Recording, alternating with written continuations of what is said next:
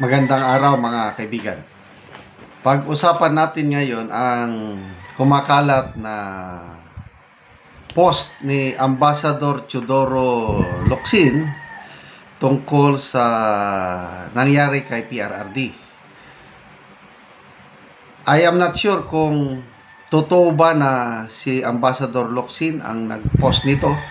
Kagabi ko pa nababasa ang mga post. So ito ngayon, mayroong post ni ang balita ngayon, nagbigay siya ng paliwanag tungkol kay Ambassador Locsin na post, kaya bigyan lang natin ng reaction o opinion. Ulitin ko, I'm not sure kung totoo kanya ba ang post na ito, kasi active siya ngayon, siya ang ambassador to United Kingdom. Parang nagsasalita siya salungat sa ginagawa ng Administrasyong Marcos. Paano yan? Baka sisibakin siya kung totoong kanyang post ito. Okay. Ito ang pahayag pahayag ni Ambassador Locsin. Hindi inaristo ng ICC si PRRD. Dinukot ng mga Pilipino at isinuko sa mga dayuhan. Yan ang nakalagay sa kanyang post sa social media. Matapang na kinontra ni Philippine Ambassador to United Kingdom Teodoro Locsin Jr. ang isang post sa social media na nagsasabing inaresto ng International Criminal Court si dating Pangulong Rodrigo Duterte. Ayon kay Locsin, hindi ito pag-aresto kundi isang pagkidnap na ginawa mismo ng mga Pilipino, at mas masahol pa, isinuko pa raw ito sa mga dayuhan. Ang pahayag ni Locsin ay tugon sa post ni Philip Lostre Jr. na nagsasabing, dito siya nag-react. Nang tanungin si Rodrigo Duterte ng isang nakababatang mambabatas sa isang pampublikong pagdinig sa Kongreso kung handa siyang humarap sa ICC, mayabang siyang sumagot, sipain ko ang mga taga-ICC. Ngayon, nakakulong na siya sa kulungan ng ICC. Hindi na niya kayang bigkasin ang mga salitang iyon. Kinain niya ang mga iyon. Tapos na siya. Salamat ICC. Yan ang post ni Philip Lostre Jr. Ito naman ang sinagot di umano ni Ambassador Locsin. Sa kanyang Facebook, mariing tinutulan ni Ambassador Teodoro Boy Locsin Jr. na aniya ay maling-mali ang ganitong naratibo. Ito ang sabi ng Ambassador. Si Rodrigo Duterte ay hindi inaristo ng ICC. Siya ay dinukot ng mga Pilipino sa Pilipinas at isinuko sa mga dayuhan. Kung siya ay may kasalanan, ipinahayag natin ng ating bansa at gobyerno ay walang kakayang siya ay papanagutin. Dagdag pa ni Locsin, sa ganitong gawain, tinalikuran mismo ng bansa ang diwa ng soberenya, ang kakayahang magpatupad ng sariling hustisya. Sa paggawa nito, tinalikuran natin ang ating katangiang ng soberenyang kalayaan, ang pagkakaroon ng epektibong sistema ng hustisya. Binanatan din ni Locsin ang paniniwala ng ilan na kailangang mga dayuhan, lalo na mga taga-kanluran, na humusga ng mga Pilipino.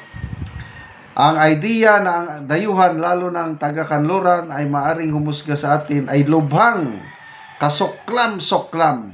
Ito ay pagtataksil. Yan. So, nabasa ko yung kumakalat na post. Pati nga ang trillion peso march, itong korupsyon, nabanggit din niya doon na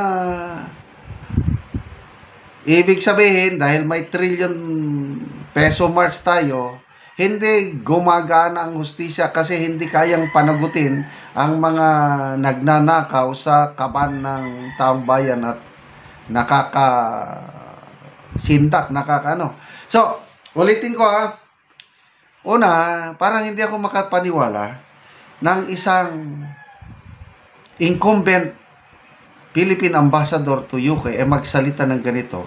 Kasi ang mga sinasabi niya, sumasalungat na sa ginawa ng administrasyon ng PBBM. Para siyang, kung totoo na siya ang naglagay ng post, palagi kong sinabing totoo para siyang si Soljen Guevara. Alam mo, Soljen Guevara, yung ginawa niya, yung oral argument sa Supreme Court, ayaw niyang abogaduhan sina Boying Rimulya at iba pa. Ganon din ito. So kung siya talaga dito, talagang saludo ako sa ambassador ito. May sariling paninindigan. Salamat sa kanyang pananalita. Kasi tama yung sabi niya. Kinidnap talaga ng mga Pilipino, group effort kung tawagin natin yan Kinidnap nila talaga si Tatay Digong. Yan ang aking opinion, paniniwala. Hindi ko makakalimutan sa buong buhay ko. March 11, 2025. Ipapasa ko yan sa aking mga apo.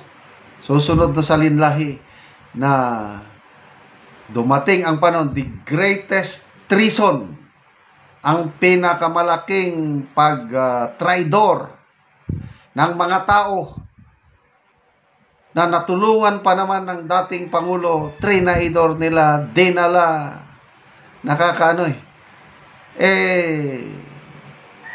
sa tingin ko, opinion ko lang, buhay na buhay ang mga korte natin sa Pilipinas. Bakit pa nila isurrender ang isang Pilipino sa isang banyagang korte? Nakakasindak, nakakarimarim, I don't know, how will I call it? The greatest treason in our history ginawa ng administrasyong ito. And bahala ng Diyos. Basta ako, araw-araw kong pinagdarasal si Tatay Digong. Hindi siya perpekto. Marami rin siyang kamalian sa kanyang administrasyon. Dahil walang perpektong administrasyon. But, to me, siya na yung the best president we ever had. Wala nang makakatalo sa kanya. I just don't know kung magpresidente ang kanyang anak ni si BP Sara, baka malampasan niya. Comparing to the Marcos Sr., kung sabi ni Manong Chavit, kung ang Marcos Sr. masama, ito namang Junior, the worst, the biggest scam, sabi niya sa isang interview. So, God save the Philippines.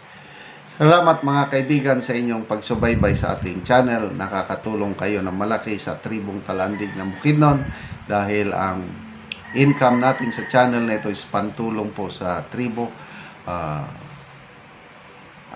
Namimigay tayo ngayon ng livelihood assistance sa kanila.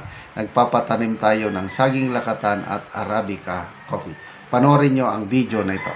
Muna ni ang among saging lakatan nga among pagaputuson sa silupin para gyud nga maayo gyud ang iyang bunga sinaw. Pito ni siya ka sipi.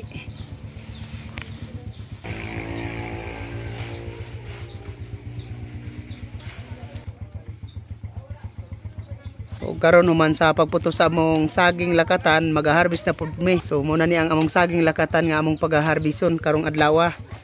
So salamat jud kaayo sa Ginoo nga naanay panalangin.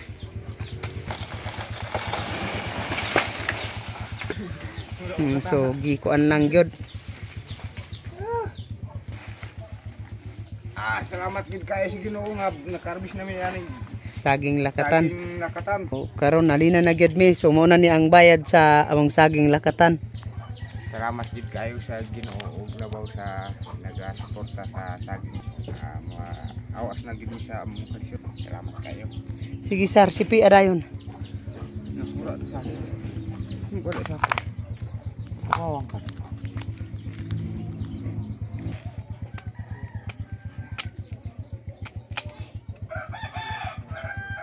Bunso ko ayo ang iyang unod So among gitimbang.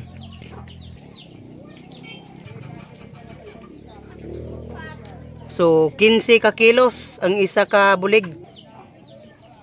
So nalinan mi og tag 40 ani ang kilo sa among saging lakatan. Umupod ni ang iyan ni unang tanom ni Mano Iki nga lakatan nga namunga na pod So iyang giputos. So, siyam ni iya ka sipi. So muupod ni ang saging ni Manoy Boy nga 7 ka sipi yapon ni. So giputos niya para gid nga sinaw ang bunga. Sunod-sunod na gid na ang pagpamunga sa among lakatan. Kay naa na pod ang puso sa saging ni Manoy Boy. So salamat kay sa Ginoo sa nagtan-aw sa video sa YouTube.